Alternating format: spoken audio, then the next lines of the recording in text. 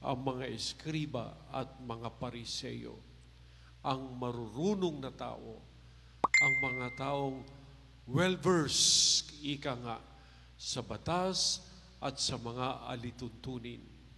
At pinapaalalahanan ng ating Panginoon, sinabi pa nga ni Lord, mapagpaimbabaw.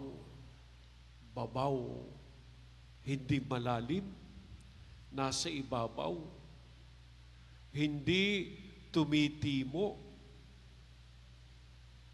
paimbabaw lamang ang kanilang nalalaman, ang kanilang naririnig tungkol sa ating Panginoon.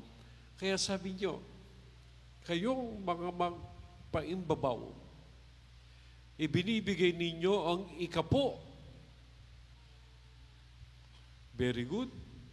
Ikapo ng gulayin, walang halaga, ngunit kinaliligtaan naman ninyo isagawa ang mahahalagang aral ng kautusan. Nagbibigay ka ng ikapo, pero ang aral naman ng kautusan ay hindi mo pinagpapahalagahan. Ano yung aral ng kautusan? Ito sinabi dito, karunungan, katarungan, pagkahabag, at katapatan. Nagbibigay ka nga ng ikapo, hindi naman tapat ang pinanggalingan ng iyong ikapo. Itong binabanggit donated by, is stolen from. O nagdo-donate ka nga, pero involved ka naman sa flood control.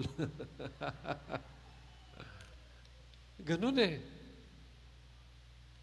Hindi mo pinagpapahalagahan ang katarungan, ang pagkahabag, at ang katapatan mo sa kapwa at sa lipunan. Kaya sinabi ni Jesus, mapagpaimbabaw. Mababaw pa ang iyong pag-appreciate ng salita ng ating Panginoon.